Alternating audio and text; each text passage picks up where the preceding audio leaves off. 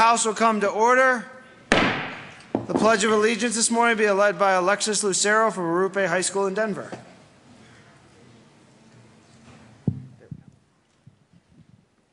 I pledge allegiance to the flag of the United States of America and to the republic for which it stands, one nation, under God, indivisible, with liberty and justice for all. Mr. Cole, please take the roll. Representatives Becker, Buck, Buckner, Conti, Corum, Court. Representative Court. Absent. Absent. Del Grosso. Dorr.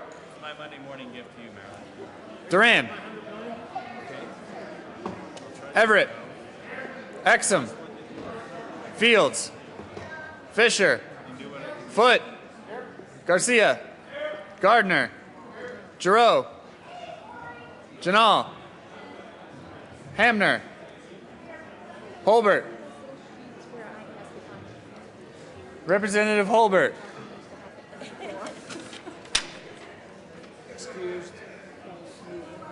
Excused. Hollinghorst. Humphrey. Joshi. Kagan. Kraft-Tharp. Representative Kraft-Tharp. Representative Court is present. Labuda. Landgraf. Lawrence. Lebsock. Lee. May. McCann. McLaughlin. McNulty. Hey, Corey. Yes, sir. Did you see that Kentucky made the national championship game? I did. Who are they playing? University of Connecticut. Did you know that it's the highest ranked teams to ever play for the national championship? I did not know that. It's pretty amazing. Good morning. Thanks for calling my name. Melton. Mitch Bush. Representative Holbert is present. Moreno. Murray. Navarro. Nordberg. Pabon. Peniston. Pedersen. Primavera. Priola. Rankin. Rosenthal. Ryden. Sane. Salazar. Schaefer. Scott. Singer. Sonnenberg excused. Stevens. Swam. Zabo. Tyler. Representative Tyler. Vigil. Waller. Williams. Wilson. Wright. Young. Speaker Ferrandino. Morning, Corey.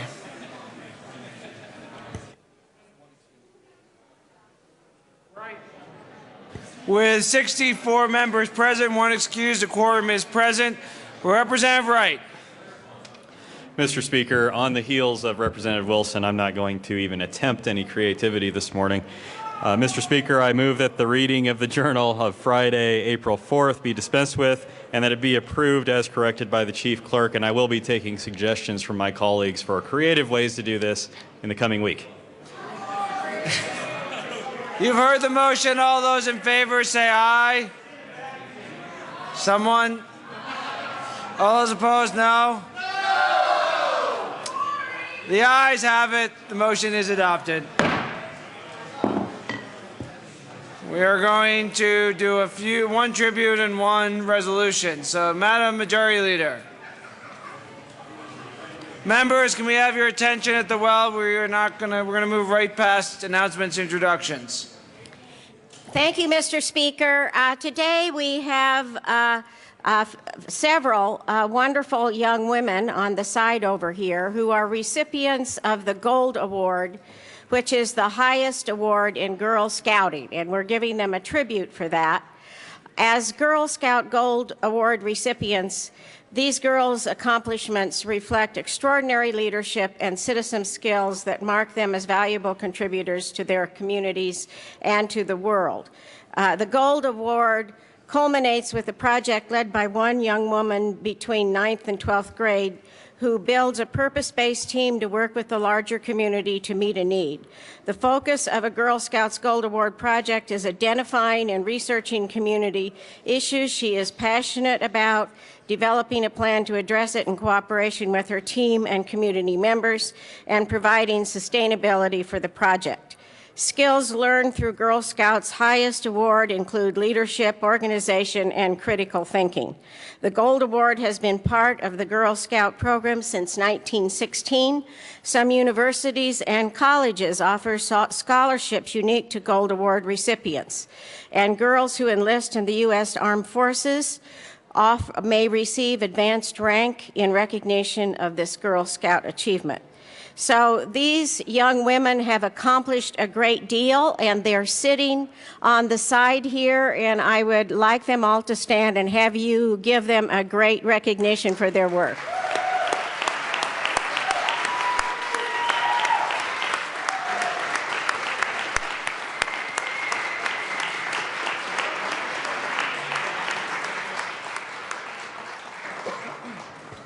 Madam Majority Leader.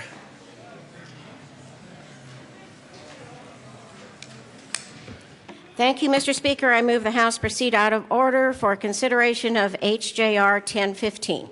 Seeing no objection, the House will proceed out of order for consideration of HJR 1015. Mr. Kohler, please read the title to HJR 1015. House Joint Resolution 1015 by Representatives Rosenthal and Gardner, also Senators Crowder and Ulibarri, concerning the declaration of April 28, 2014 through May 4, 2014 as Holocaust Awareness Week. Representative Rosenthal. Thank you, Mr. Speaker. I move House Joint Resolution 1015 and ask that it be read at length. Whereas prejudice, bigotry, racism, and hate have been the cause of conflict, war, and mass atrocities throughout history. And whereas the Nazi regime was able to exploit severe economic hardships in the aftermath of World War I to foster prejudice and hatred toward a group that had historically been used as scapegoats throughout Europe, culminating in the attempt to exterminate the Jewish population in Europe, widely known as the Holocaust. And whereas during the Holocaust, at least 11 million people were brutally murdered, at least 6 million of whom were Jewish people. And whereas other marginalized groups, such as Soviet prisoners of war, ethnic Poles, political and religious dissenters, intellectuals, homosexuals, children and adults with disabilities, and Roma were victims of the Holocaust. And whereas it is imperative that we and future generations never forget the tragic lessons learned from the organized, government-sponsored mass killings of the Holocaust. And whereas the lessons of the Holocaust are becoming more difficult to teach as survivors continue to pass away, and consequently, first-hand accounts become more scarce. And whereas it is also important to remember, honor, and emulate those righteous people who risked their lives to save thousands of innocent people during the Holocaust, and to learn from their legacy of courage, selflessness, and hope.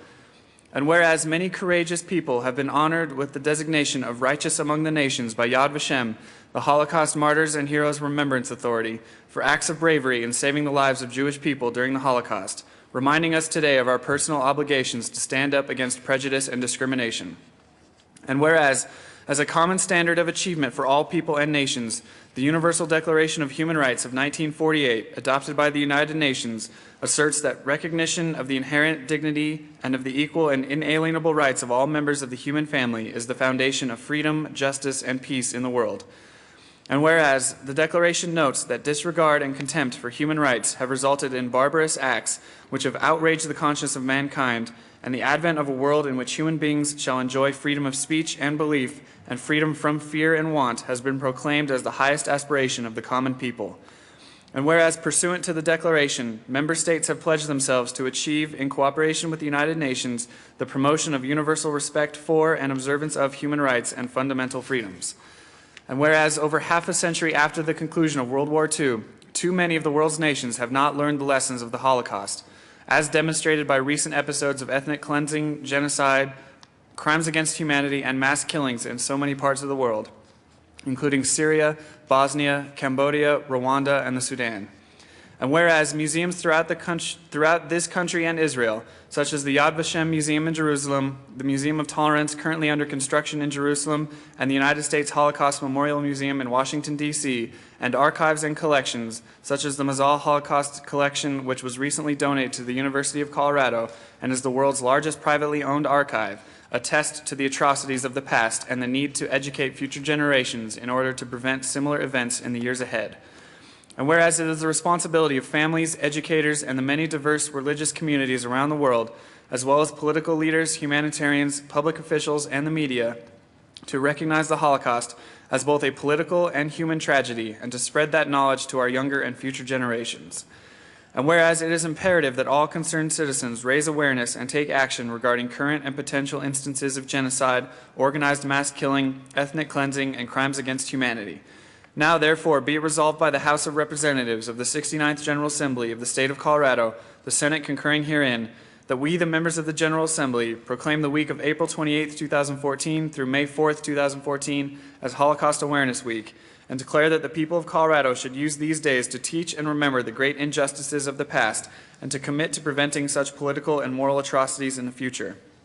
Be it further resolved that copies of this joint resolution be sent to the Jewish Community Relations Council of Jewish Colorado, formerly known as the Allied Jewish Federation of Colorado, the Mountain States Regional Office of the Anti-Defamation League, the Colorado Coalition for Genocide Awareness and Action, the Colorado Agency for Jewish Education, the Holocaust Awareness Institute at the University of Denver's Center for Judaic Studies, the Interfaith Alliance of Colorado, the Mizell Museum, and Babi Yar Park.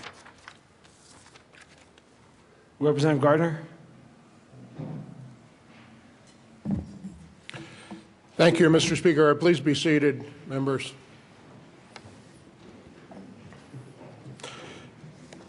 And thank you, Representative Rosenthal, for asking me to be on this resolution with you.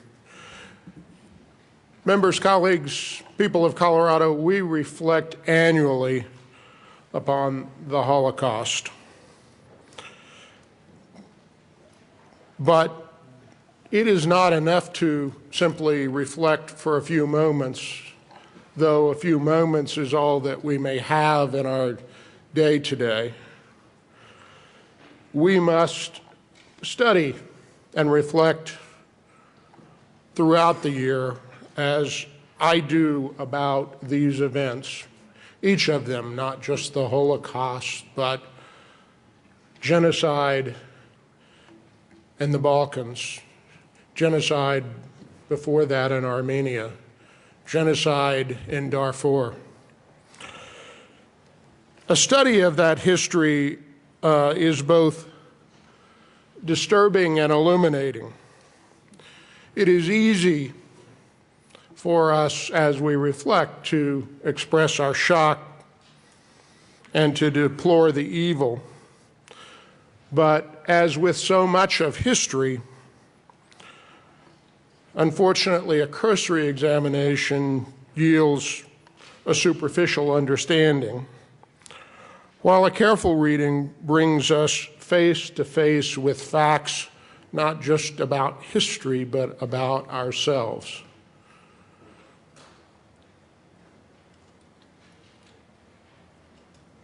Members, friends,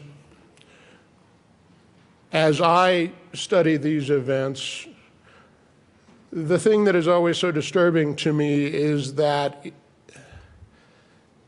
the events of Holocaust, of the genocides in the 20th century, started with such simple events.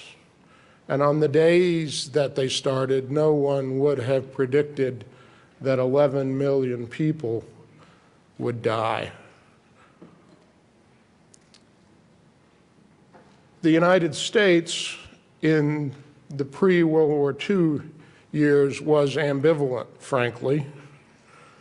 The Roosevelt administration had good reasons, and I do not raise this to condemn them, but to point out that historically there was disagreement about what this country should do.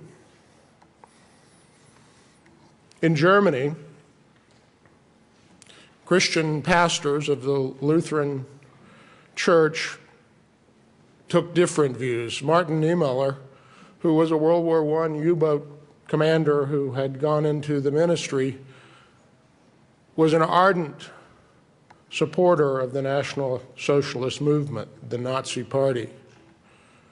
And it was only as things progressed that he realized that it was evil.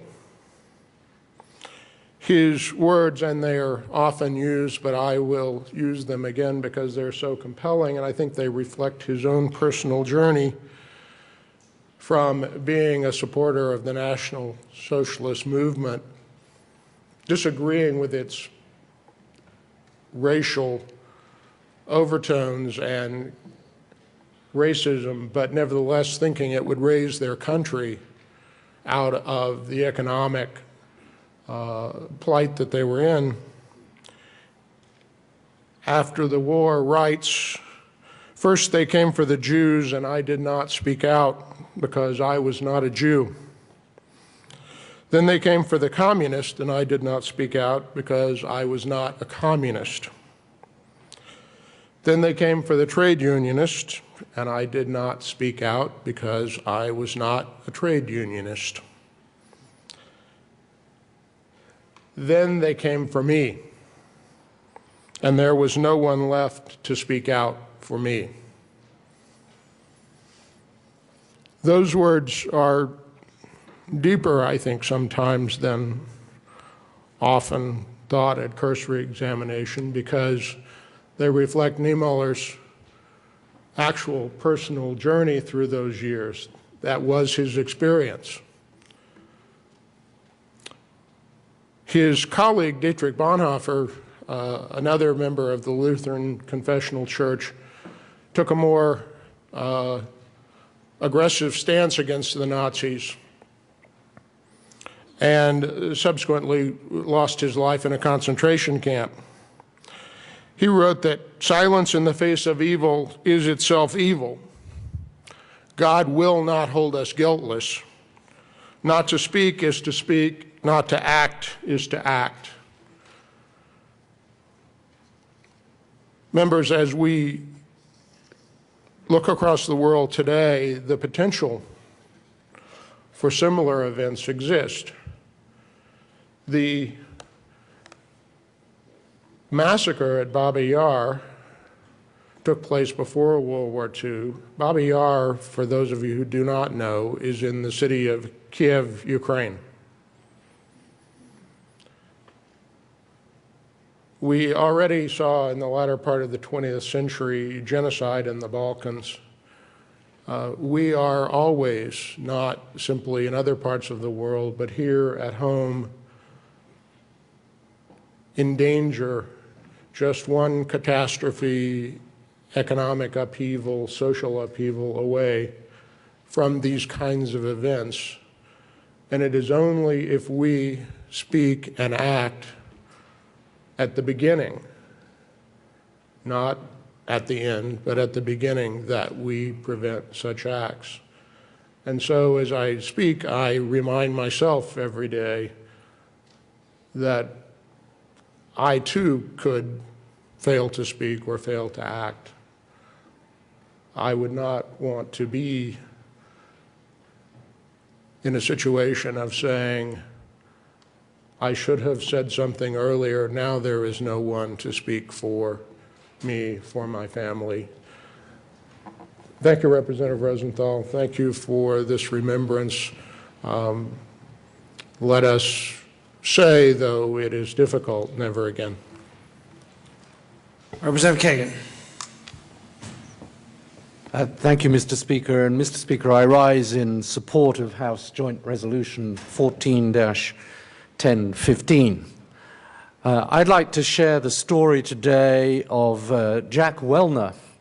And we have the honor of being joined by Mr. Wellner here today. If Mr. Wellner could stand, thank you for joining us, sir. It's an honor to have you here. Jack Wellner was 19 when the Germans marched into Poland in September of 1939. In his hometown of Lodz, the SS broke the poorest part of the city down into a ghetto. In the ghetto, a ring of barbed wire trapped his home. Sentry boxes stood every 90 feet around the town. The German army turned Lodz into an industrial center to manufacture materials for the war. Anyone who was unable to work was immediately sent to an extermination camp. Those who remained starved. Jack picked grass for his mother to make soup with in those dreadful times. In 1944, Jack and his mother were sent to Auschwitz. At the camp, they exterminated his mother, shipped his 2 sisters to Bergen-Belsen, and after a week, transported Jack to Dachau. They assigned Jack to a work crew where he unloaded heavy sections of rebar from boxcars. Already weak from lack of food, he knew his job would eventually kill him. A German foreman saved him and promoted Jack to be his assistant. The foreman snuck Jack food and watched over him. In April 1945, the SS assembled Jack and the remaining prisoners and sent them on a death march into the mountains. One morning, in the middle of a forest, Jack found most of the SS men and guards had fled the night before. The few guards who remained led them to a barn in a nearby town and then disappeared. Later that day, the Americans liberated Jack and the others. Now a free man, Jack returned to Lodz in search of his family. He found both of his sisters, but the rest of his family had perished. Today, Jack talks to area school children about his struggle in the camps. He says, "I'll never forgive the Germans and I'll never forget, but I tell the kids never to let hatred into their hearts. If you do, it will ruin your life. Don't let the past ruin your future." Thank you, Mr. Speaker. Thank you, Representative Gardner, and thank you, Representative Rosenthal, for bringing this resolution. Madam Assistant Minority Leader.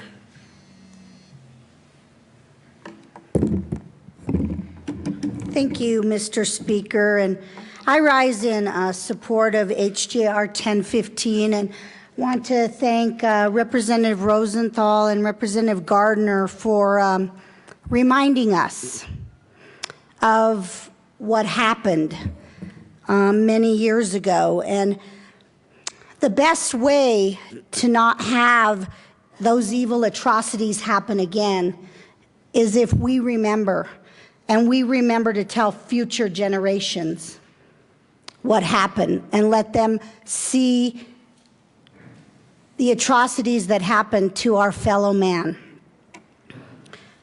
I want to tell you a story that a young man named Adam Butterman, he had the fortune to travel with a group to visit some of the death camps in Europe.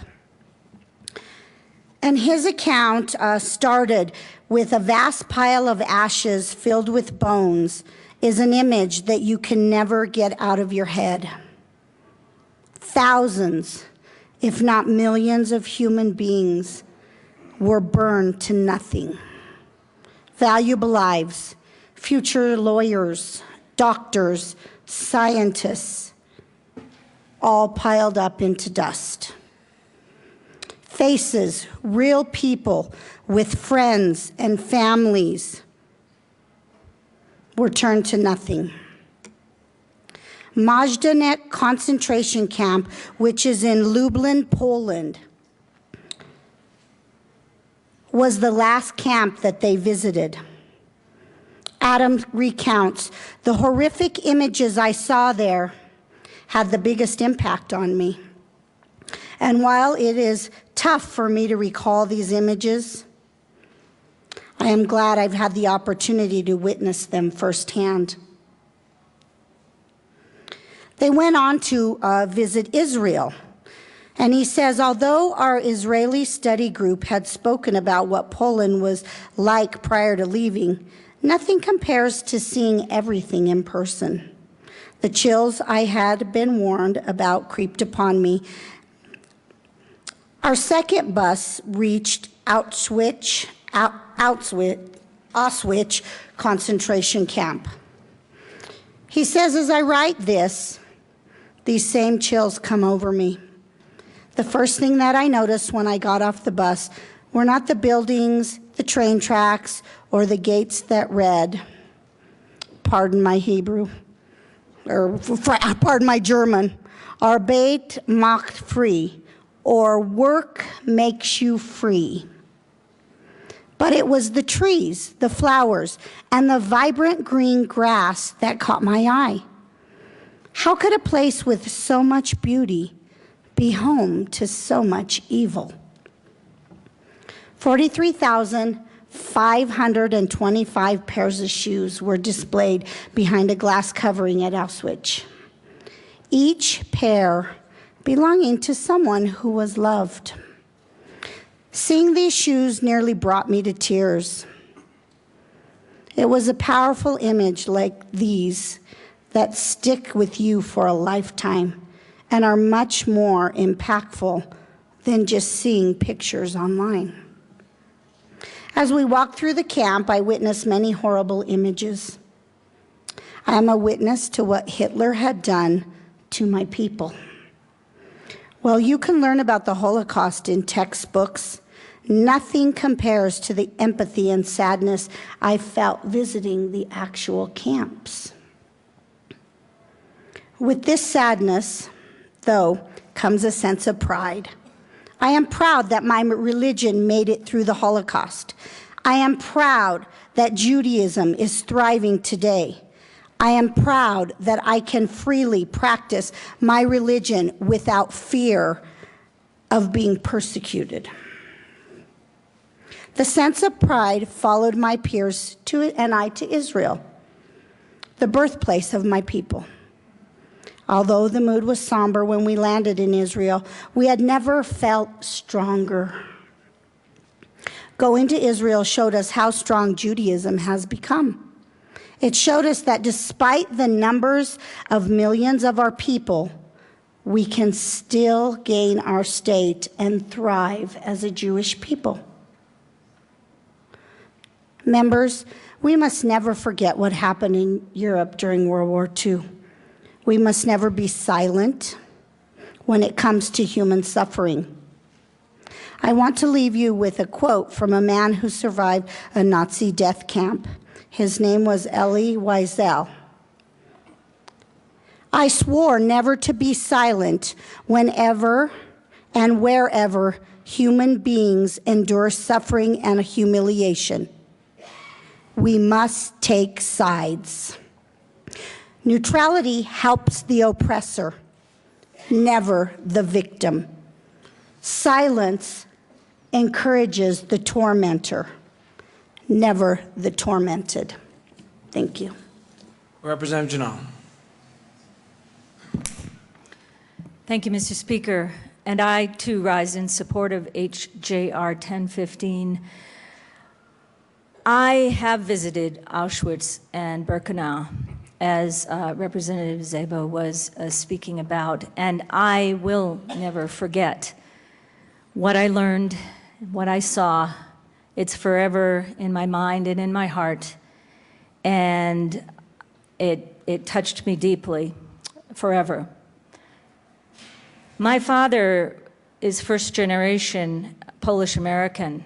My father's parents immigrated from Poland in the Krakow area in the early 1900s. So it's with honor that I'm going to tell you a story of Paula Berger. Paula Berger was born Pola Kolodici on July 27, 1934, in Novogradek, Poland, to Wolf and Sarah Kolodici. She has a brother, Isaac, who was almost 7 years old when the war broke out. When the Nazis first invaded the town, Paula's family was taken into the ghetto at gunpoint. They took very little with them and were there for a year and a half before her father initiated their escape.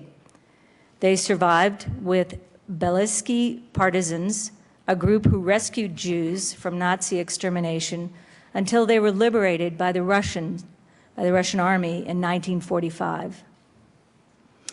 In 1949, Paula moved to Chicago after waiting 4.5 years at a deportation camp.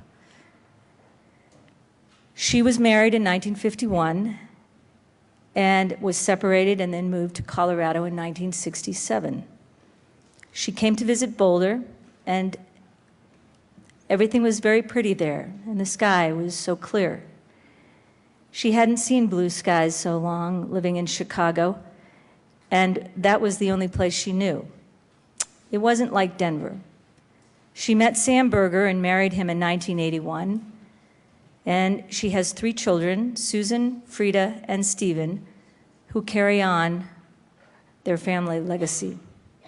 Mr. Speaker, may I ask for Paula Berger, who is here with us today, to stand and be recognized? Can we do that during introductions later? Thank you, Mr. Speaker. I would like that to happen, and I know she is here with us. And on that note, I want to thank you, Representative Rosenthal and Representative Gardner, for bringing forth this House Joint Resolution 1015, and may we never forget. Mr. Minority Leader.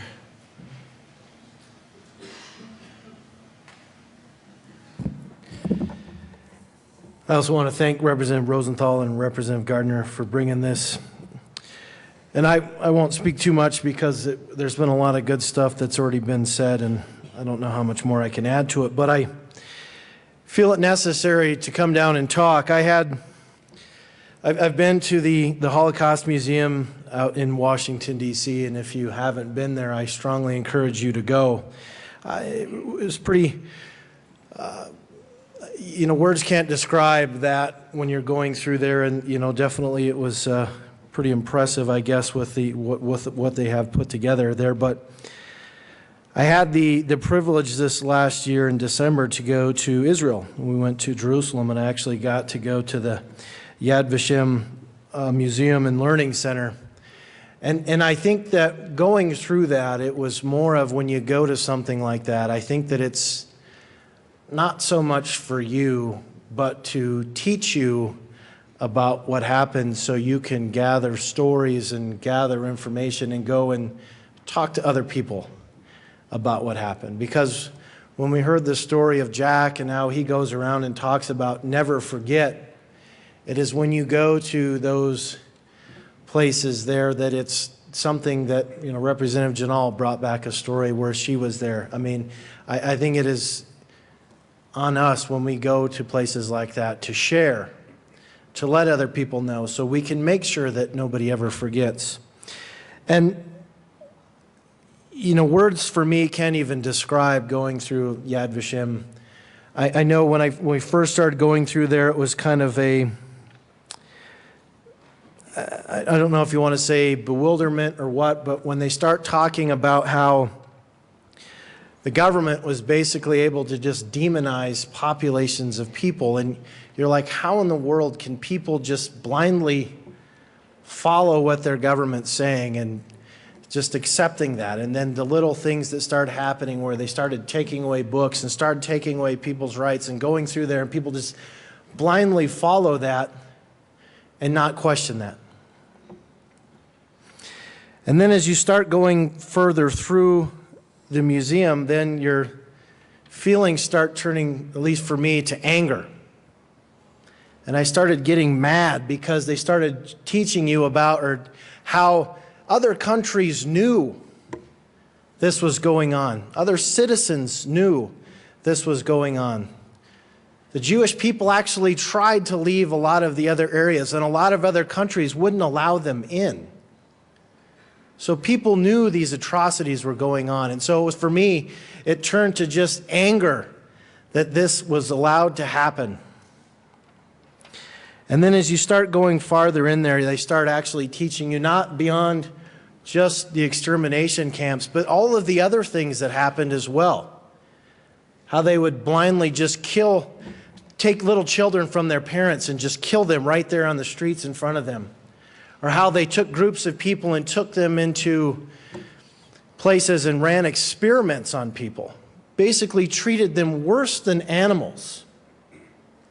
And then my feelings from that point went more from anger to more of embarrassment. The fact that I was a part of a race, a part of the human race that would actually have people that would treat other people in that manner. And then when you're leaving, you walk into what's called the Hall of Names. And they have a list of names of all of the people that perished during this dreadful event. And we hear about the millions and millions of people, but when you're standing in a room surrounded by books with people's names in, and it goes, you stand, you're elevated, you look down, you see books way down below you, you see books way above you, and you're surrounded by these books. And you see book after book after book, and you think, wow, this is just filled with names. And it starts bringing more reality to you. And the fact is, I think the names of the people in those books was only about half of the people that had actually perished. And so you're in this massive room with all of this stuff, just kind of starts bringing reality more to you. And I know walking out of there in our group, there was definitely not a dry eye in our group. But then when we were leaving, we go into the final piece, and there's a room that you walk into, and it's totally dark, except for one candle, one light in the middle of the room. And then they have a bunch of mirrors around it, so it basically reflects this light. And so you've got this one little light that's kind of reflected everywhere, so it looks like thousands of lights. And it was an exhibit that was paid for by a couple that actually had their young child perish. And you go in there, and these points of light are to symbolize all of the children that perished in the Holocaust. And as you're walking through, they're reading the names. And I tell you, every person in our group was crying when they're walking through there. And members, that is where, I just felt like it was my duty to come and talk to you about, look, we can't forget when there's something like that happens. And Jack goes out and shares his story. He was a part of it. He can definitely do it a lot more than any of us ever can dream of doing it. But whether you've been to one of the museums, whether you've been a part of it, you know somebody that's had a personal story with it, it is up to each and every one of us to make sure that we can never forget what happened with there. And we cannot just stand by and allow something like this to ever happen again. So I apologize if I took too long there, but I want to thank again Representative Gardner, Representative Rosenthal for bringing this, and this is definitely, I think, one of the best resolutions that we have down here, because we are doing what we say and not letting people forget. Thank you. Representative Labuda. Thank you, Mr. Speaker. I rise in support of House Joint Resolution 1015. Members, the Central African Republic is a landlocked nation in Africa, and it looks very much like Rwanda did before the atrocities there. This is the 21st century, and we know things that our human race did in the 20th century. I just hope that we don't continue to let these massacres happen. Thank you, Representative Rosenthal and Representative Gardner. Representative Joshi. Thank you, Mr. Speaker, and thank you, Representative Rosenthal and Representative Gardner, for this resolution. Members, history is full of such atrocities. A couple of years ago, I had opportunity to visit Nuremberg. And while I was there, I stood on the same stage that Hitler stood and talked to his troops where he began his propaganda in the late 1930s. And then you can imagine that parade ground full of young people. And at the same time, it makes you sad, because then you realize that on one hand, he began his propaganda and tried to make the history, but eventually this is the same propaganda that led to the crimes against the humanities. So members, we have to remember and remind our children that these kind of things can happen. Last year, I also had opportunity to travel in Central Asia, and I was standing in a town called Merv in Turkmenistan. This town was the largest city in the 12th century in the world, one of the biggest center of business. Genghis Khan came and he completely destroyed this town and butchered over 80% of the population. And during his reign, 40 million people died in over 100 years, to the point that even the global warming got better during those 100 years because so many people were killed. So members, even though we are sitting here in our comfortable chairs and all that, we cannot forget the history, because as we all know, history has tendency to repeat itself. And we have to teach our children, we have to be very, very vigilant about what's going on around us. So again, thank you very much, Representative Gardner and Representative Rosenthal, for bringing this and making sure that we continue to teach to our children. Representative Duran. Thank you, Mr. Speaker, and I will be brief. I had the great honor of traveling to Israel a couple of years ago, and one of the things that I think is so powerful to talk about and so important to remember when we think about the Holocaust is we must always remember what took place, but we also must remember the power of forgiveness. I was looking at a story about a woman by the name of Eva Kor who was inspired to create the Forgiveness Project. And she and her sister were taken to Anschutz and were actually used to conduct medical experiments on.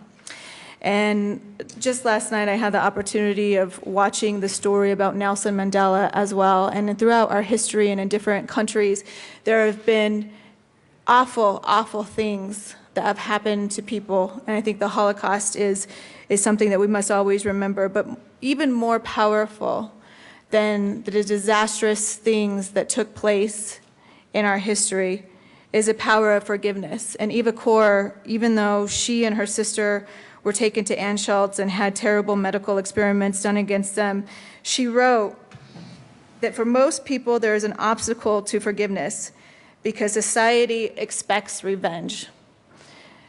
And she talked about the importance of rising above those things that were done to her and her family, and for her it was spiritual to be able to forgive those and try and create something better for the entire world. She talked about how forgiveness is really nothing more than an act of self-healing and self-empowerment. I call it a miracle medicine. It is free, it works, and it has no side effects. And so as we remember some of the tragedies that happened, let us also not forgive the importance of rising above and doing what is right for all and the power of forgiveness. Representative Giroux. Thank you, Mr. Speaker. And Representative Rosenthal, Representative Gardner, thank you for bringing this, this resolution. Every year when we have this resolution, it reminds me of particular people.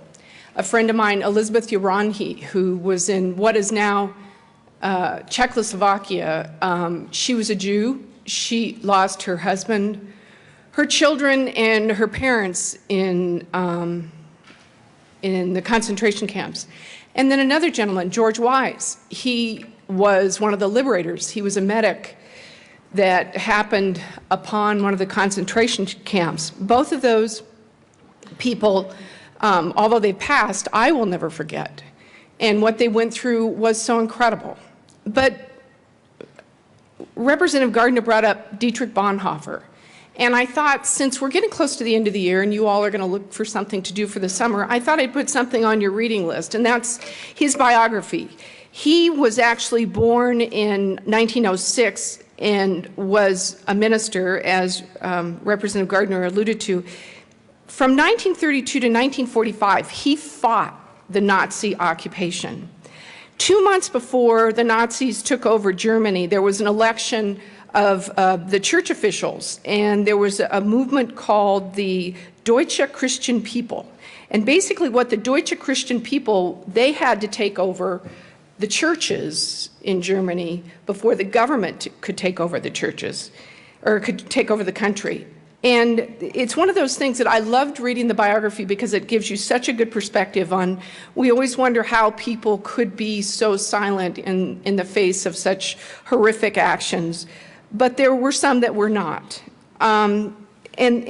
Notably, what this group of people did that were fighting the Deutsche Christian People, and this included Bonhoeffer, was they wrote a new statement of faith in opposition to the Deutsche Christian People, notable for affirming God's faithfulness to Jews as his chosen people. They weren't successful, but they carry the faith we all carry. Thank you. Representative Rosenthal.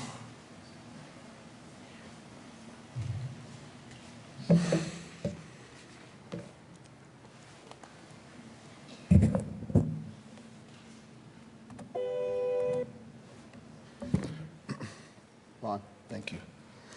Thank you, Mr. Speaker. I rise in support of House Joint Resolution 1015. And I'd also like to thank Representative Gardner for co-sponsoring this resolution and for your commitment and longtime interest in remembering the Holocaust and the victims. For centuries, the Jewish people have said a prayer for our loved ones who have passed. It is called the Kaddish. I'd like to say this prayer for my great-grandmother, Etka Rosenthal, and much of her family, her son Herschleb and his wife Ruchel, sons Shrulik, Yanche, Shloime, her nephew Hunyek, an untold number of family members who we don't know of, all who perished at the hands of the Nazis. And this prayer is for my mother, who lived with World War II and the post-war chaos in her head, causing her to take her own life when I was young. And this prayer is for my cousin Leopoldo Romero, murdered by the junta in Argentina. And this prayer is for the 6 million Jews and other victims of the Nazis who lost their lives in HaShoah, the Holocaust. And this prayer is for all the victims of all the genocides and massacres and murder.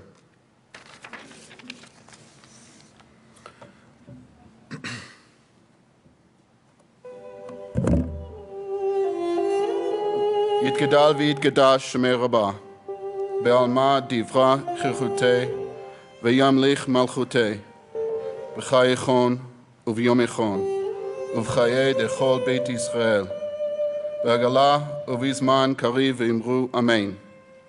יהי שמי רבה מברך לעולם ולעולמי עלמיה.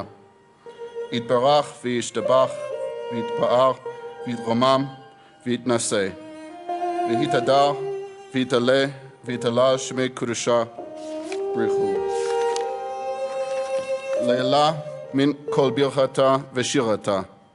תושבחתה ונחמתה, דמרן בעלמה ויאמרו אמן. יהי שלמה רבה מן שמיה, וחיים עלינו ועל כל ישראל ואמרו אמן. עושה שלום במרומיו, הוא יעשה שלום, עלינו ועל כל ישראל ואמרו אמן.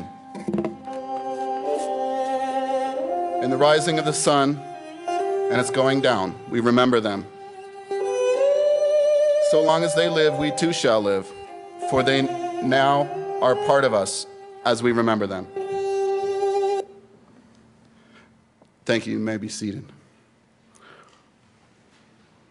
Members, after World War II, people around the globe said, never again would we have such a massacre of innocents.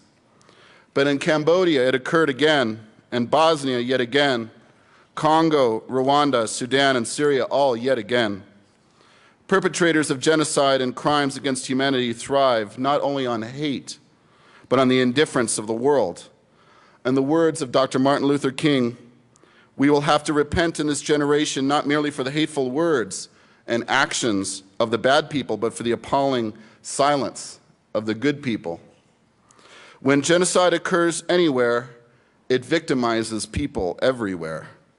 Each of our lives is devalued when genocide causes the mass extermination of human lives. It is the responsibility of each and every one of us to become aware of man's inhumanity towards another man and to take immediate action to help those who are afflicted. So let us not only remember the victims of the Holocaust and the genocides since then, but let us also remember our brothers and sisters who are suffering today. We have the knowledge, the know-how, funds, power from government, nonprofits, universities, media, businesses, individuals. We can make a difference so that someday in the very near future, never again will truly mean never again. Then and only then will we have learned the lessons of the Holocaust. Shalom. Thank you, Mr. Speaker. Seeing no further discussion, the question for the House is the passage of House Joint Resolution 1015. Seeing no objection, taking a voice vote will proceed in that manner. All those in favor say aye. Aye. All those opposed, no. HJR 1015 is passed. Representative Rosenthal. Thank you, Mr. Speaker. I request that the current roll call be added as co-sponsors. Seeing no objection, the current roll call be made co-sponsors of HJR 1015. Representative Rosenthal for introductions. Thank you, Mr. Speaker. I'd like to introduce some guests who are with us today. First of all, Adam Butterman and his family. His story was read by Representative Szabo.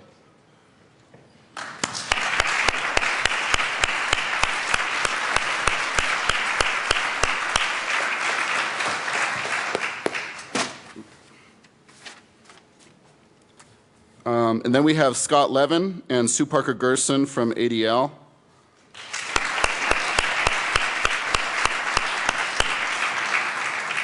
We have members of the Holocaust Awareness Institute, as well as Roz Duman from the Colorado Coalition for Genocide Awareness and Action.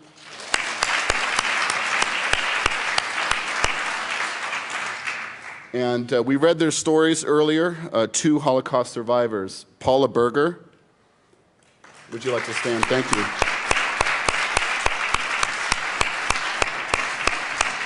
And Jack Wellner.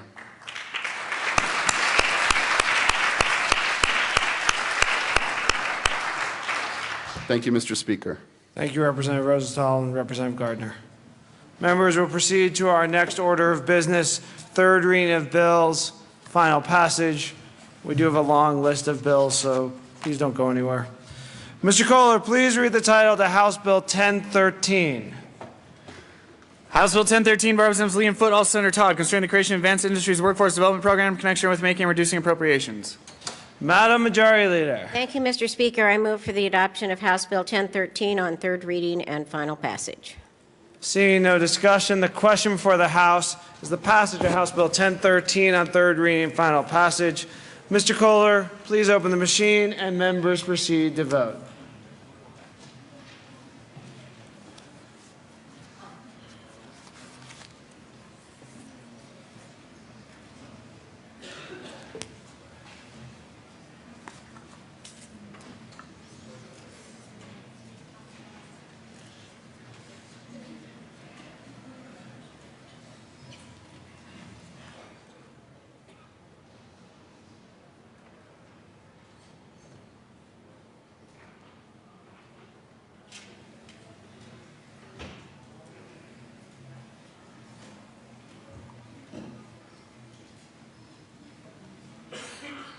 Close the machine. With 37 aye votes, 27 no votes, 1 excused and 0 absent, House Bill 1013 is passed. Co-sponsors.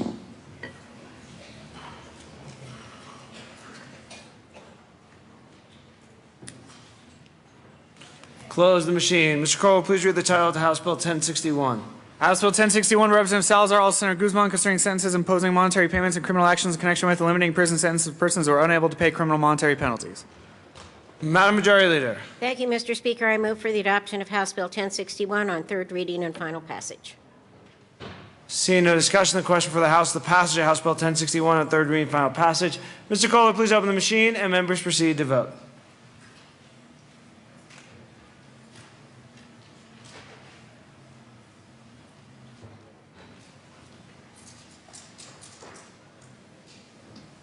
Close the machine. With 64 aye votes, 0 no votes, 1 excused and 0 absent, House Bill 1061 is passed. Co-sponsors.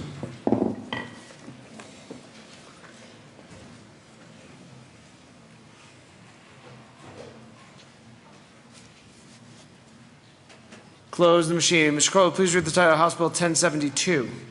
House Bill 1072 by Representatives Pedersen and Exum, also Senator Koufalos, concerning income tax credit for child care expenses paid by a resident individual with a federal adjusted gross income of $25,000 or less in connection with making and reducing appropriations. Madam Majority Leader. Thank you, Mr. Speaker. I move for the adoption of House Bill 1072 on third reading and final passage. Seeing no discussion, the question for the House, the passage of House Bill 1072 on third reading and final passage. Mr. Kohler, please open the machine and members proceed to vote.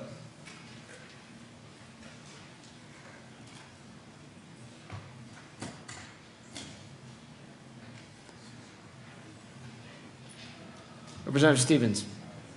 Close the machine. With 39 aye votes, 25 no votes, 1 excused, and 0 absent, House Bill 1072 is passed. Co-sponsors.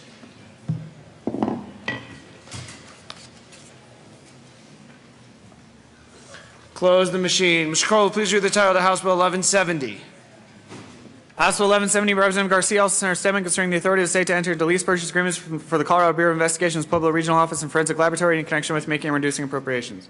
Madam Majority Leader. Thank you, Mr. Speaker. I move for the adoption of House Bill 1170 on third reading and final passage. Seeing no discussion, the question for the House is the passage of House Bill 1170 on third reading and final passage. Mr. Kohler, please open the machine and members proceed to vote.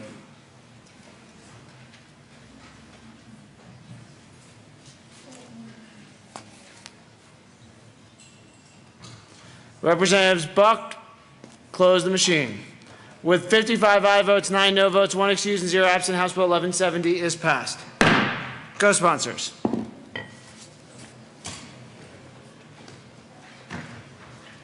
Close the machine. Mr. Kohler, please read the title of House Bill 1199.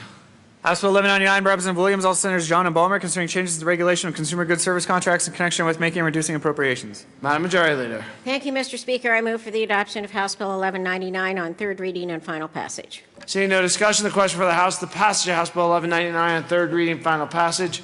Mr. Kohler, please open the machine and members proceed to vote.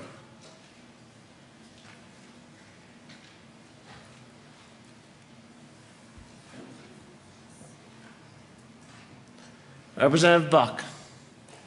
Close the machine. With 61 aye votes, 3 no votes, 1 excused, and 0 absent, House Bill 1199 is passed. Co-sponsors.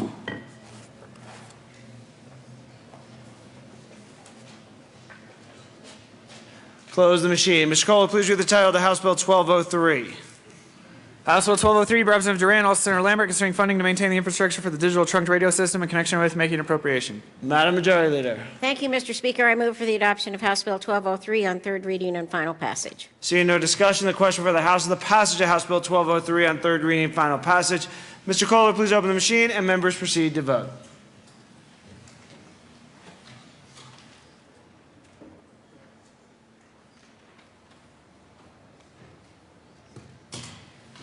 Representatives Quorum. Close the machine. With 64 aye votes, 0 no votes, 1 excused, and 0 absent, House Bill 1203 is passed. Co-sponsors.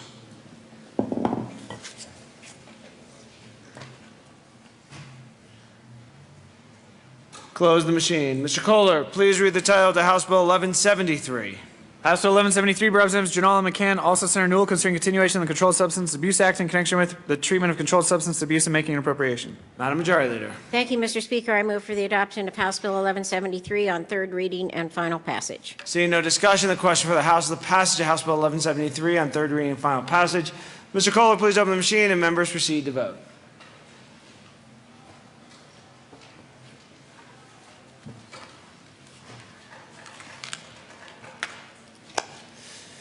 Representatives Buck and Scott. Close the machine. With 61 aye votes, 3 no votes, 1 excused, and 0 absent, House Bill 1173 is passed. Co-sponsors.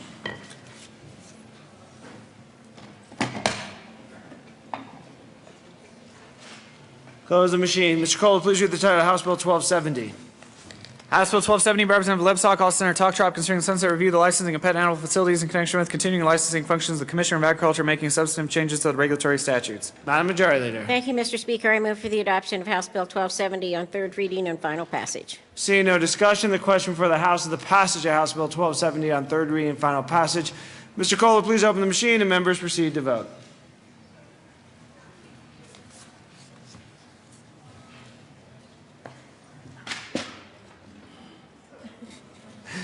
Close the machine. With 41 aye votes, 23 no votes, 1 excused, and 0 absent, House Bill 1270 is passed. Co-sponsors.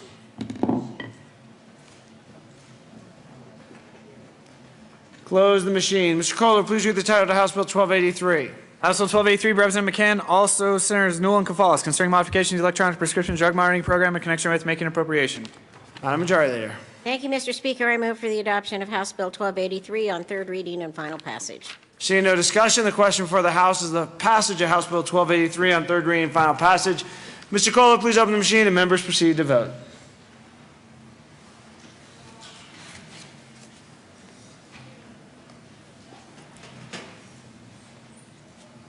Representatives Conti and close the machine. With 42 aye votes, 22 no votes, 1 excused, and 0 absent, House Bill 1283 is passed. Co-sponsors.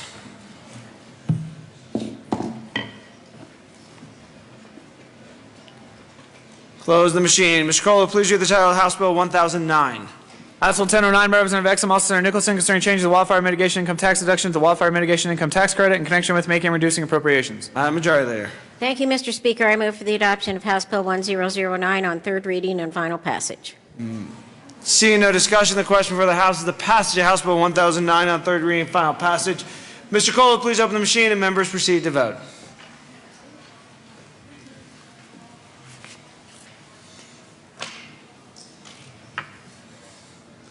Representatives Buck, Del Grosso.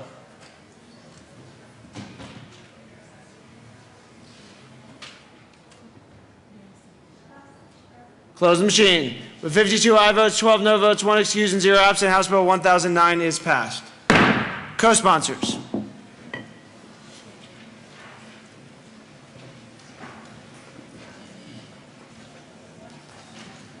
Close the machine. Mr. Kohler, please read the title of House Bill 1029.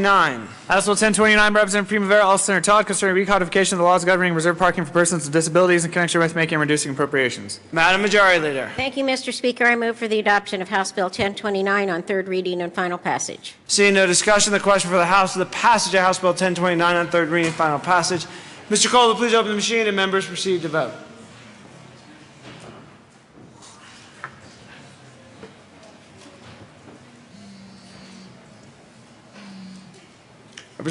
Close the machine. With 64 aye votes, 0 no votes, 1 excused, and 0 absent, House Bill 1029 is passed. Co-sponsors.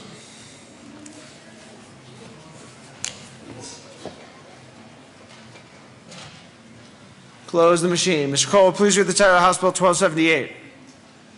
House Bill 1278 by Representative Rosenthal, Senator Talktrop, concerning continuation of the Workers' Compensation Accreditation Program administered by the Division of Workers' Compensation in connection with implementing the recommendations of the 2013 Sunset Report by the Department of Regulatory Agencies. Madam Majority Leader. Thank you, Mr. Speaker. I move for the adoption of House Bill 1278 on third reading and final passage. Seeing no discussion, the question for the House is the passage of House Bill 1278 on third reading and final passage. Mr. Kohler, please open the machine and members proceed to vote.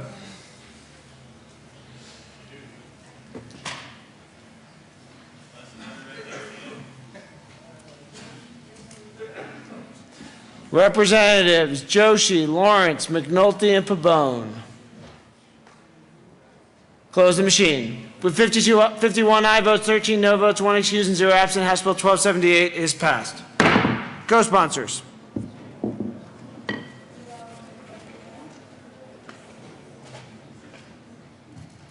Close the machine. Mr. Kohler, please read the title of the House Bill 1316. House Bill 1316, Representatives Williams and Salazar, all Senators Ulibarri and Guzman, concerning methods to determine whether disparities involving certain historically underutilized businesses exist within the state procurement process in connection with commissioning a study to make such determination, requiring the Department of Personnel to track contracts awards historically underutilized businesses and making and reducing appropriations. Did you understand every word he said? Because I don't think I did. Was there a niner in there? Yeah. Madam Majority Leader, for I think what was a title, I'm not sure. Thank you, Mr. Speaker. I was reading every word as he said it, and it's all correct. And thank you, Mr. Kohler. I move for the adoption of House Bill 1316 on third reading and final passage. Seeing no discussion, the question for the House is the passage of House Bill 1316 on third reading and final passage. Mr. Kohler, please open the machine and members proceed to vote.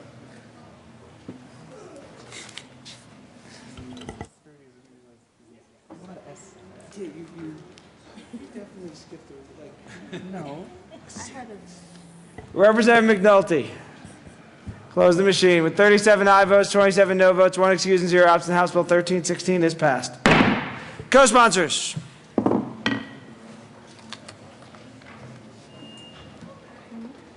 Close the machine. Mr. Kohler, please read the title of the House Bill, or Senate Bill. How'd one of those get in there? Senate Bill 27. Senate Bill 27 by Senator Guzman, also Representative Lee, concerning criminal history background checks for professionals who have the authority to appear in court in connection with making an appropriation. Madam Majority Leader. Thank you, Mr. Speaker. I move for the adoption of Senate Bill 27 on third reading and final passage. Seeing no discussion, the question for the House is the passage of Senate Bill 27 on third reading and final passage. Mr. Kohler, please open the machine and members proceed to vote.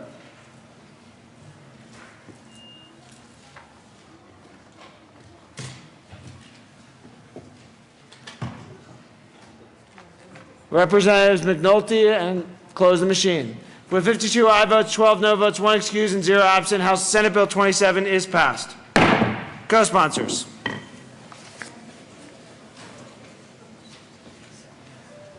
Close the machine. Mr. Kohler, please read the title of the House Bill 1213. House Bill 1213 by Representative Kraft Tharp, also Senator Crowder, concerning pharmacy benefit manager maximum allowable cost pricing requirements for prescription drugs in connection with making and reducing appropriations. Madam Majority Leader. Thank you, Mr. Speaker. I move for the adoption of House Bill 1213 on third reading and final passage. Seeing no discussion, the question for the House is the passage of House Bill 1213 on third reading and final passage. Mr. Kohler, please open the machine and members proceed to vote.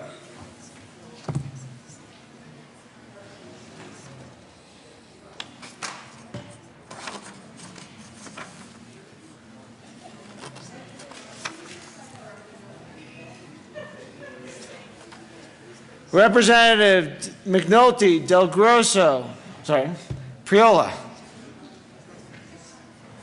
Close the machine. With 46 aye votes, 18 no votes, 1 excused, and 0 absent, House Bill 1213 is passed.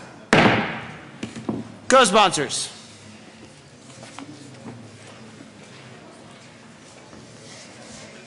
Close the machine. Mr. Kohler, please read the title of House Bill 1095. House Bill 1095 by Representatives Kagan and Gardner, also Senator Newell, concerning the Colorado Bureau of Investigation's authority to investigate computer crime in connection with making an appropriation. Madam Majority Leader. Thank you, Mr. Speaker. I move for the adoption of House Bill 1095 on third reading and final passage. Seeing no discussion, the question for the House is the passage of House Bill 1095 on third reading and final passage.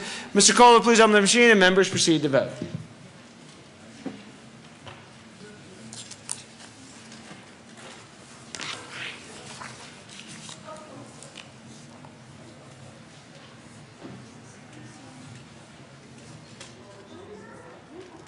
Close the machine.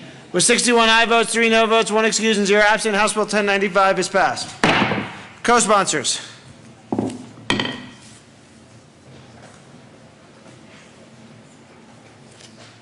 Close the machine. Mr. Kohler, please read the title of House Bill 1016.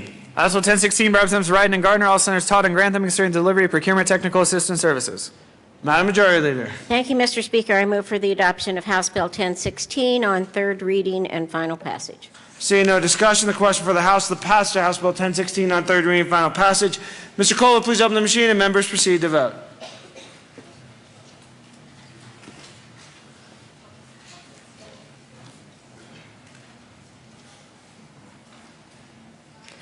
Representatives Joshi, McNulty.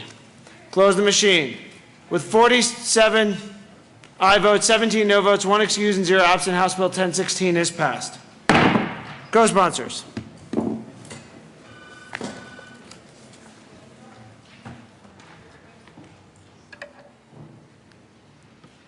Close the machine. Mr. Kohler, please read the title of the House Bill 1266. House Bill 1266 by Representatives McCann and Gardner, all Senators Newell and King, concerning the penalties for certain value-based offenses in connection with reducing an appropriation. Madam Majority Leader. Thank you, Mr. Speaker. I move for the adoption of House Bill 1266 on third reading and final passage. Seeing no discussion, the question for the House is the passage of House Bill 1266 on third reading and final passage. Mr. Kohler, please open the machine and members proceed to vote.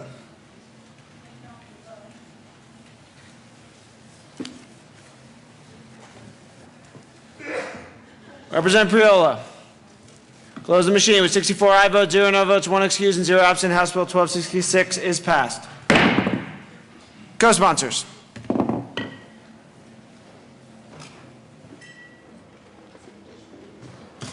Close the machine. Mr. Kohler, please read the title of House Bill 1011. House Bill 1011, Representatives Young and Giroux, also Senator Heath, concerning the funding of advanced industry economic development programs. Madam Majority Leader. Thank you, Mr. Speaker. I move for the adoption of House Bill 1011 on third reading and final passage. Seeing no discussion, the question for the House is the passage of House Bill 1011 on third reading and final passage. Mr. Kohler, please open the machine and members proceed to vote.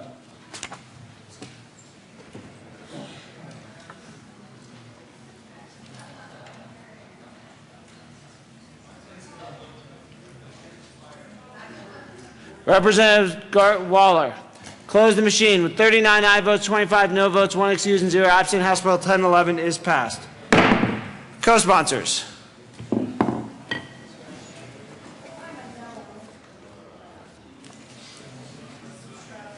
Close the machine. Mr. Kohler, please read the title of House Bill 1014.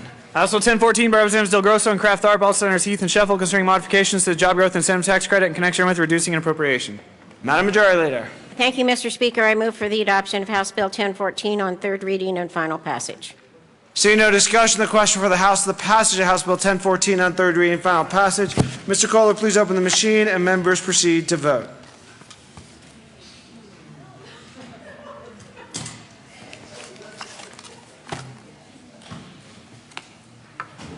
Representatives McNulty and Priola. Close the machine. With 51 aye votes, 13 no votes, 1 excused, and 0 absent, House Bill 1014 is passed. Co-sponsors. I have to lay over this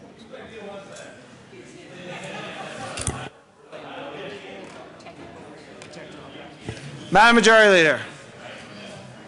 Thank you, Mr. Speaker. I move to lay over House Bill 1273 until tomorrow, April 8. Seeing no objection, House Bill 1273 will be laid over till tomorrow. Mr. Kohler, please read the title to Senate Bill 114. Senate Bill 114 by Senator Todd, also Representatives Hamner and Holbert, concerning expanding access for all students to Colorado State University Global Campus. Madam Majority Leader. Thank you, Mr. Speaker. I move for the adoption of Senate Bill 114 on third reading and final passage. Seeing no discussion, the question for the House is the passage of Senate Bill 114 on third reading and final passage. Mr. Kohler, please open the machine and members proceed to vote.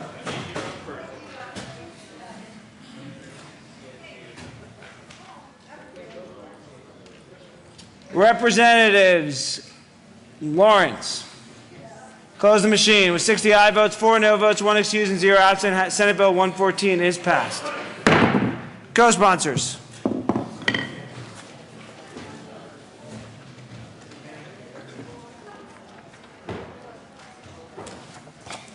Close the machine. Madam Majority Leader.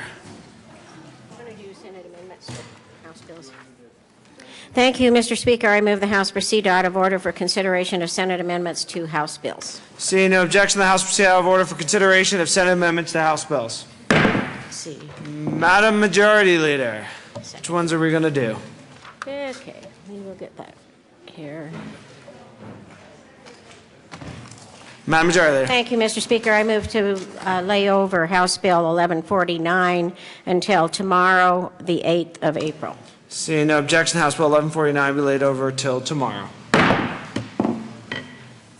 Mr. Kohler, please read the title to House Bill 1141. House Bill 1141 by Representative Quorum, also Senator Roberts, concerning the confidentiality of Social Security numbers under statutes protecting the privacy of individuals.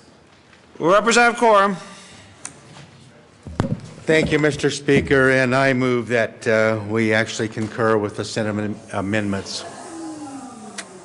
Well, don't be too harsh on them. We have some people in this body that we're training for the Senate, so they need to feel valuable sometimes. You know, besides naps, they actually do some correct things. Number one, they if I could read this, Senate amendments do the following. Moves the language from the Colorado Consumer Protection Act to the labor relations. It expands the circumstances under which a board member may be required to provide a Social Security number. And I can't read the next. But anyway, basically what it does, it clarifies what is already in the private protection of your Social Security number. So it's a do no harm, actually does not a lot, but we're satisfied with it. Seeing no further discussion, the question for the House is to concur in Senate amendments to House Bill 1141. Mr. Kohler, please open the machine and members proceed to vote.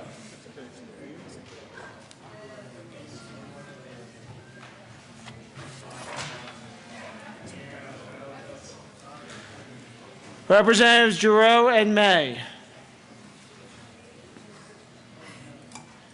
Close the machine. With 64 aye votes, 0 no votes, 1 excused, and 0 absent, the House concurs in Senate amendments to House Bill 1141. Madam Majority Leader. Thank you, Mr. Speaker. I move for the repassage of House Bill 1141 as amended. Seeing no discussion, the question for the House is the repassage of House Bill 1141 as amended. Mr. Kohler, please open the machine and members proceed to vote.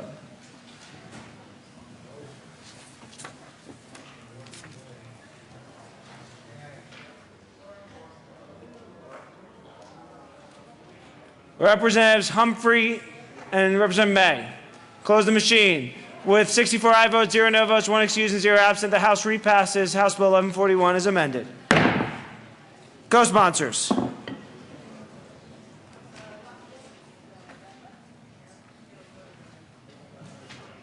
Close the machine. Mr. Kohler, please read the title of the House Bill 1336. House Bill 1336 by Representative Duran, all Senator Stemming, concerning provision for payment of the expenses of the executive, legislative, and judicial departments of the state of Colorado and of its agencies and institutions for and during the fiscal year beginning July 1st, 2014, except as otherwise noted. Representative Duran.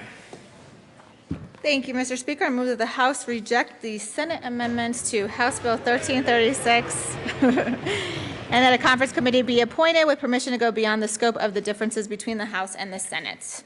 Please explain why. Representative Duran. Because we did a much better job with the budget in the House than the Senate. No, really. I think that there's some important issues that the conference committee needs to discuss, and so I ask for your support. Seeing no discussion, the question for the House is to not concur in Senate amendments to House Bill 1336 and form a conference committee with the authority to go beyond the scope. Seeing no discussion, the question for the House is that motion. Mr. Kohler, please open the machine and members proceed to vote.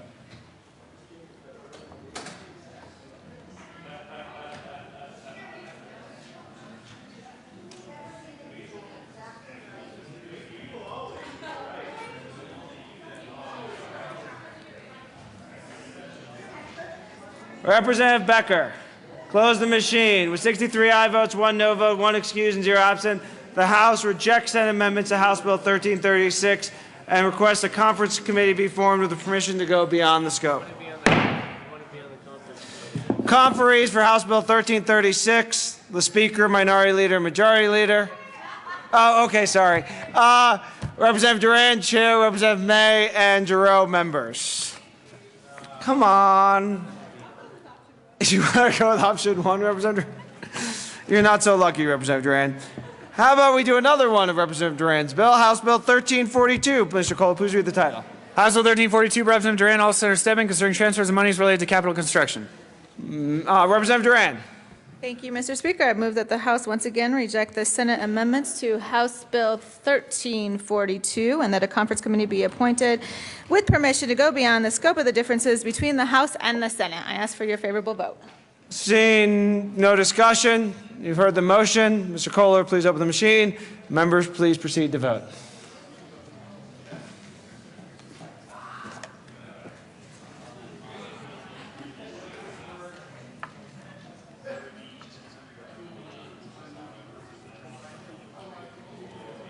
Close the machine. With 63 aye votes, 1 no vote, 1 excused, and 0 absent, the House rejects Senate amendments to House Bill 1342 and asks for a conference committee formed with permission to go beyond the scope.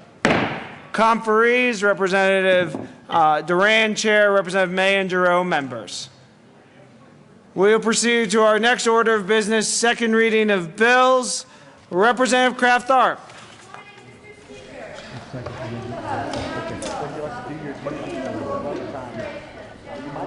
Seeing no objection, the House will resolve itself in the committee hold for consideration of general orders. Representative Kraft-Tharp will take the chair.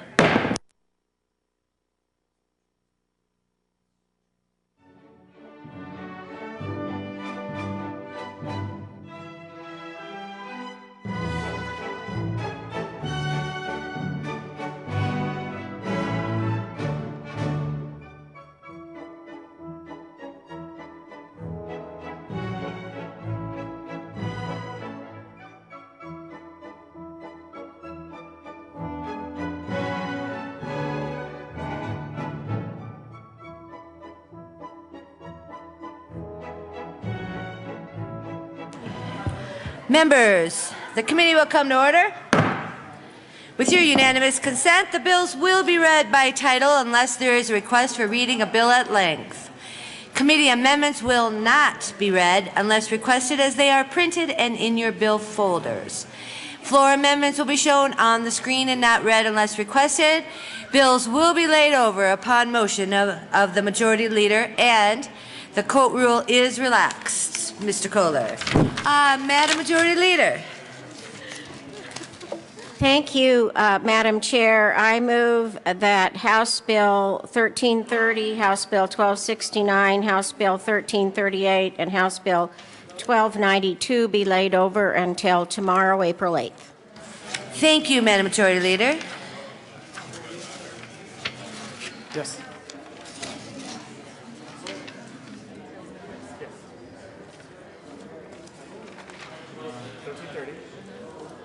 I'm waiting for Mr. Kohler. Mr. Kohler? On the next page. House Bill 1275 by Representative... Please read the title, Mr. Kohler. House Bill 1275 by Representatives Duran and Quorum, also Senators John and Roberts, considering authorization for the Parks and Wildlife Commission to purchase real property to build a multi-use shooting facility. Thank you, Mr. Kohler. Representative Quorum. Thank you, Madam Chair, and I move House Bill 1275 and the committee report. To the committee report. Basically, what we did, a couple of things. We had to do some clarification because the properties that they're looking at did not have all the legal notices with it, and so we also, the commission made contact with an independent contractor to build or operate the multi-shooting facility authorized by this paragraph. And Section 2 just basically turns it over that capital development is also involved. Thank you. Representative, no? Any further discussion? Representative Scott.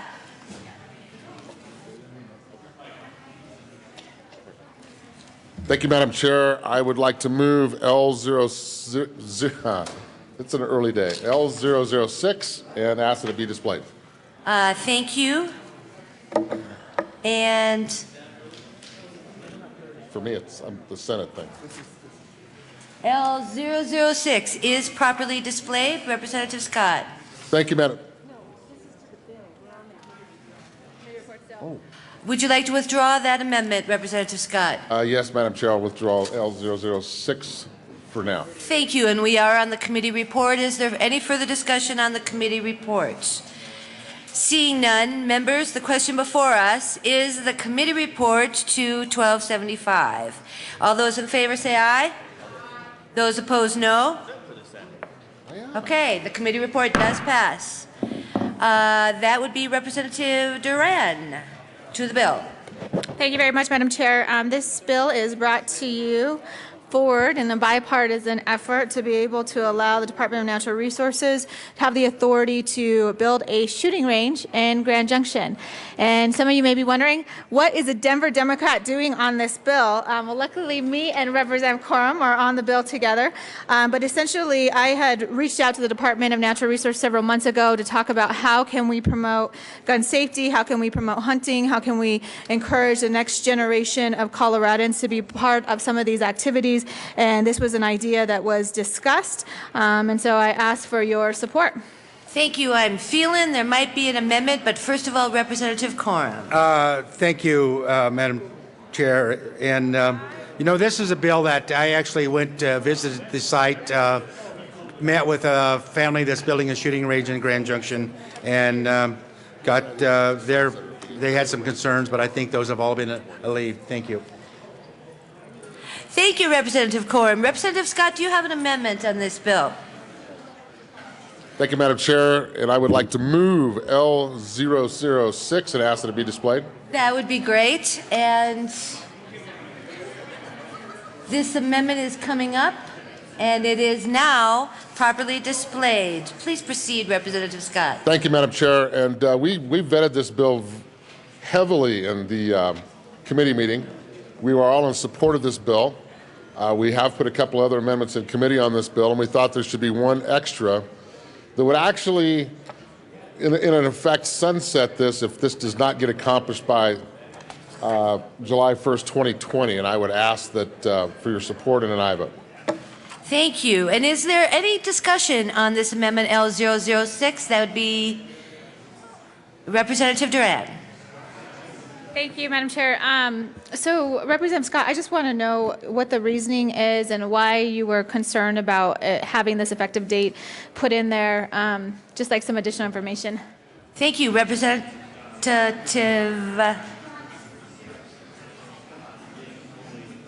Scott. Thank you, Madam Chair. Again, the whole concept here is that this is a massive project, probably going to be in the $25 million range at some point in the future. We don't know yet. Obviously, a lot of this is going to be grants and donations, which will really, really help.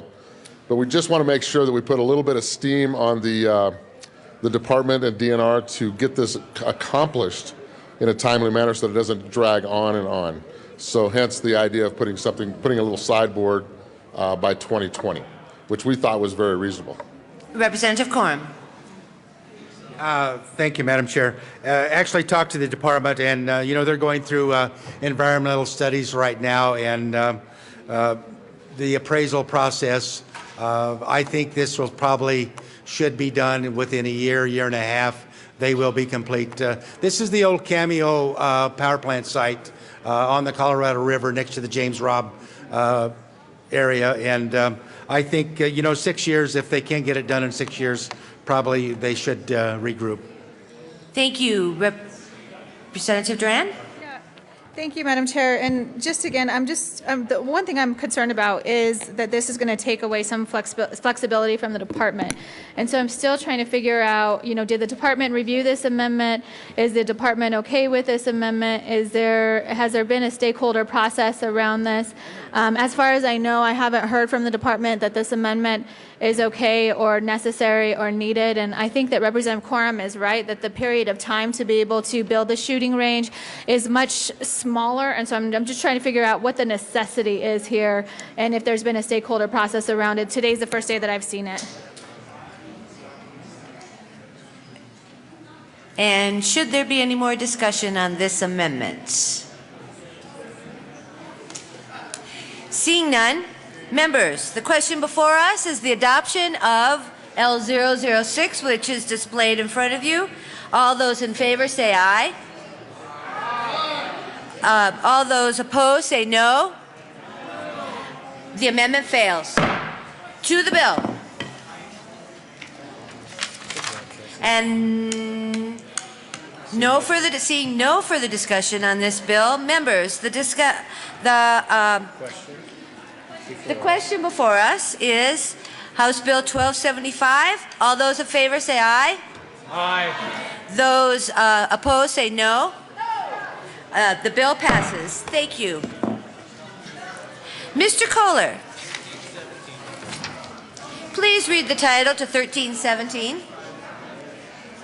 House Bill 1317. Madam Majority Leader.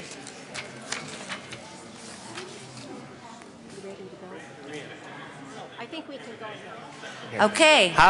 Thank you, Madam Majority Leader. Mr. Kohler, please finish the title of 1317, if you would, please. House Bill 1317, Representative Duran, all Senators Nicholson and Gonzalez, concerning modifications to the Colorado Child Care Assistance Program in connection with aligning eligibility and authorization, addressing affordability, reducing co-payments, improving provider reimbursement rates, increasing access to quality care, and improving technology, infrastructure, and administration.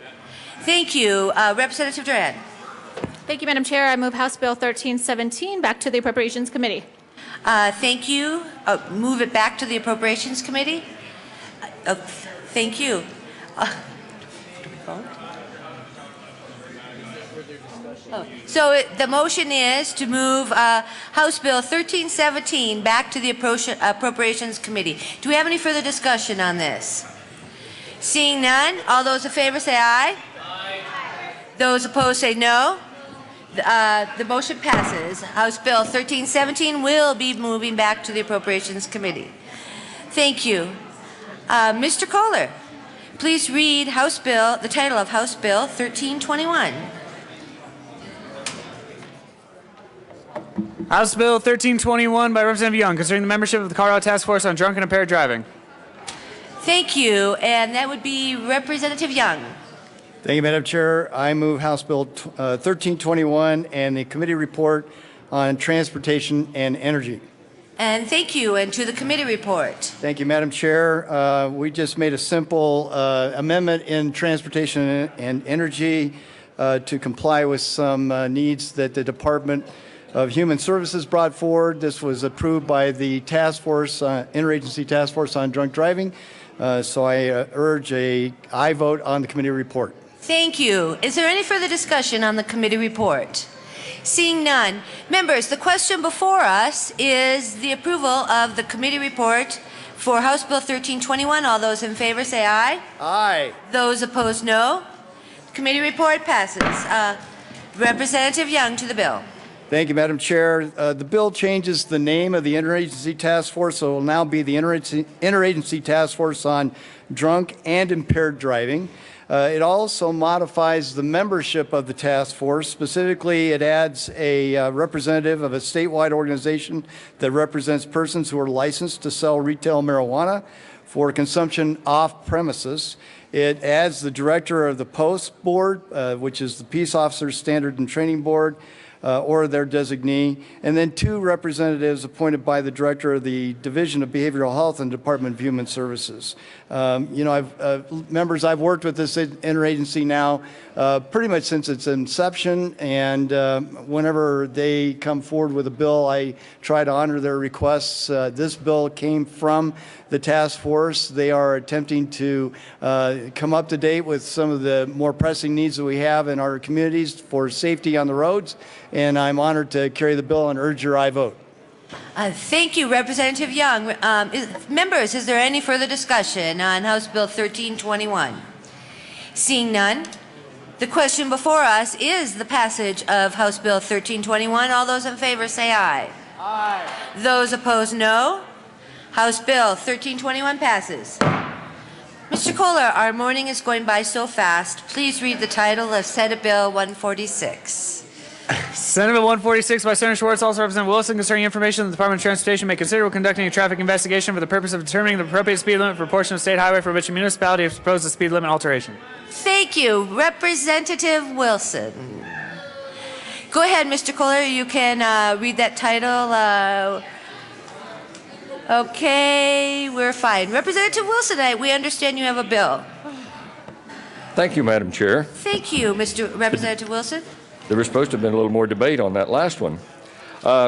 Colleagues, let me share with you what this bill is all about. Representative Wilson, how about if we move the bill first, and then let's share. Thank you, Madam Chair. I would move Senate Bill 146. Perfect. Thank you, Representative Wilson. Members, this is one of those simple bills. It came about as a situation that we had that showed up in one of my cities, that when CDOT does a traffic study, that their process was to go ahead and allow for input from the local city or municipality. This simply puts into statute what they had been doing in practice, which allows the city or municipality to be able to have input on the results of the traffic study. It was limited to 5,000. That has been struck, so now it's available to any city or municipality. And with that, I would urge an aye vote. Thank you. Thank you, Representative Wilson. Representative Giroux. Thank you, Madam Chair. Okay, Representative Wilson, I wasn't going to come down here, and then you were talking about how this has been an impact to one of your cities. Do you have any cities? And what's considered a city in your district? Thank you so much, Representative. More than 5 people? More than 10 people? Thank you, Representative Giroux. Representative Wilson. Thank you, Madam Chair. And contrary to popular opinion, I actually have cities in my rural areas that actually have stoplights. So we actually do have cities and municipalities in my 4-county district. Thank you, Representative Giroux. Representative Giroux. Thank you, Madam Chair. And I'll vote for this bill, but next you're going to tell me you've got curbs and gutters. And Mr. Speaker. Thank you, Madam Chair. Do you have red light cameras or speed cameras? And if so, can we ban them in this bill? Excuse me, Mr. Speaker, with all due respect, we want to stay on this bill, but thank you very much. That was a good question. Representative Wilson, anything else? No, Madam Chair. I just urge an aye vote because we do have curbs and gutters in some of those cities also. Thank you, Representative Wilson. Is there any further discussion this morning on Senate Bill 146? Seeing none. Members, the question before us is the passage of Senate Bill 146. All those in favor say aye. Aye. Those opposed, no. Senate Bill 146 passes. Madam Majority Leader. Thank you, Madam Chair. I move the committee rise and report. Goodbye, Marilyn. Goodbye, Mr. Kohler. It was fun spending the morning with you. Oh, seeing no objection, the committee will rise and report.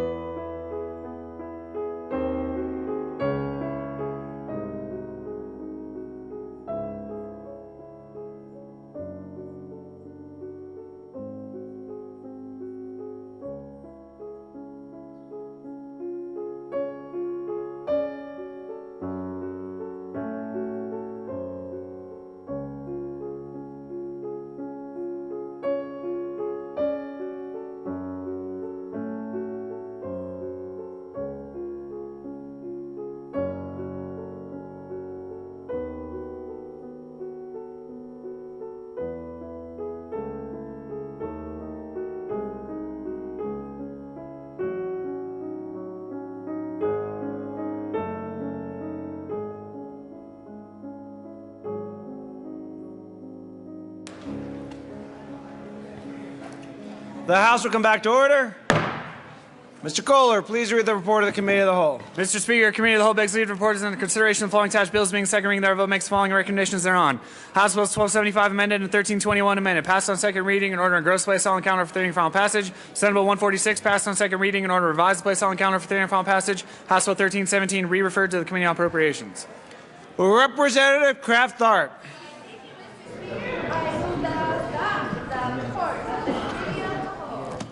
You've heard the motion. There are amendments at the desk. Okay, just kidding. There aren't any. Mr. Kohler, please open the machine and members proceed to vote on adoption of the report of the Committee of the Whole, if I can speak today.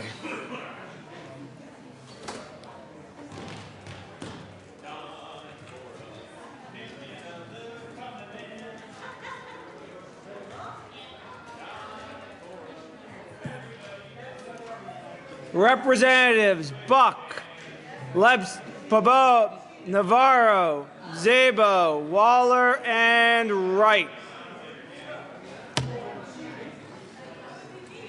Szabo and Waller.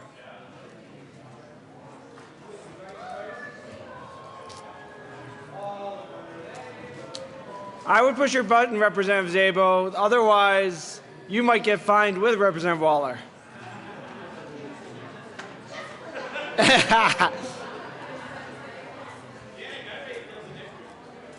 Representative Waller.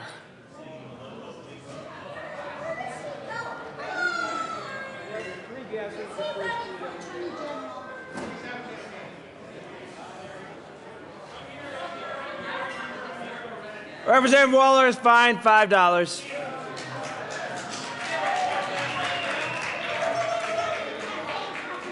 Close the machine with 61 aye votes, 2 no votes, 2 excused, and 0 absent. The report of the Committee of the Whole is adopted. Announcements and introductions. Representative Schwam. Thank you, Mr. Speaker. Members, today's the day. Right across Colfax at 1525 Sherman, there's a Bell Bonfils mobile unit waiting to take your blood. It's badly needed. I've got my 5-gallon donor pin on today. I felt very dizzy after that donation, but trust me, they won't take that much from you. Not today, anyway. So I really do. Anyway, folks, I urge you to get over there and make a donation. I think everyone can. This is very bipartisan. Everyone agrees that Bonfils is a great organization. And get over there and make a contribution today. Thank you, Mr. Speaker. Thank you, Representative Swan. Representative Peniston. And Navarro. Thank you, Mr. Speaker. And colleagues, we would like to bring your attention to this invitation that was placed on your desk just a short while ago for the Colorado Youth Advisory Council. They will be here with us on April 16th. They are going to be advising, they have done a lot of research, and they are going to be advising us on issues about behavioral health access, education, specifically the achievement gap in Colorado, energy development and the environment, career opportunities, and degree options for high school students. And I think it would really behoove all of us to pay attention to what the youth of Colorado have to tell us, and that will happen on the 16th. Representative Navarro. Members, this is your opportunity to hear from the youth in your district. Please RSVP for next Wednesday. We'd love to have you, and the kids would love to have you as well. Representative Peniston. Thank you, Mr. Speaker. It's really important that you RSVP because they are going to provide lunch for those of us that come to listen to these briefings. And this is not an organization that we fund really, really heavily. So every dollar counts to this organization, and so it will be very important for you to RSVP for lunch for that day. Thank you. Representative Conti. Thank you, Mr. Speaker. Members, if you could help me give a warm welcome, despite the fact that they were here during our Holocaust Memorial and we couldn't do it while they were in the gallery, the students from Wilder Elementary School in my district. Thank you. Representative Ryden. Thank you, Mr. Speaker. Members of the State Veterans and Military Affairs Committee and anyone who's interested in the bills that we're hearing today, you may not have noticed, but we do have 3 bills up. House Bill 1354 with Representatives Buckner and Gardner, Senate Bill 161 with Representative Madam Majority Leader Hollinghorst, and Senate Bill 158 with the Majority Leader Hollinghorst. We'll see you at 1:30 in LSBA. Thank you. Representative Rosenthal. Thank you, Mr. Speaker. Live long and prosper. So today is we're having our Star Trek caucus to promote the aerospace industry and talk about Star Trek and have a little fun. But we have a guest, a former member of this body, Joe Rice, who will be talking about Lockheed Martin and some of the things they're doing over there. And that's at 3 o'clock in conference room 112. And we'll also have pizza. So if you're coming, please do RSVP so we know how much to buy. Thank you. Representative Hamner. Thank you, Mr. Speaker and members of the Education Committee. In case you didn't notice on today's calendar, we will be meeting in the old Supreme Court chamber today at 1:30. I will see you there. Representative Vigel. Thank you, Mr. Speaker. For those members of the Agricultural, Livestock, and Natural Resources Committee, we will be hearing House Bill 1320 and Senate Bill 115 at 1:30 downstairs in 107, I believe. So we'll start right on time. Representative Labuda. Thank you, Mr. Speaker. I ask to be excused tomorrow from 9 a.m. till about noon. I have checked with the Majority Leader and the Minority Leader and the Assistant Minority Leader, and the latter two especially urge me to take as much time as I want to. Will you be in appropriations tomorrow morning? Okay, so you'll be in probes. So Representative Labuda will be excused as requested. See no further announcements or introductions. One committee change just for today. Representative Gardner, the lucky man, will be taking over for Representative Sonnenberg on agricultural, livestock, and natural resources. Good luck, Ag Committee. Seeing nothing else, Madam Majority Leader. Madam Majority Leader?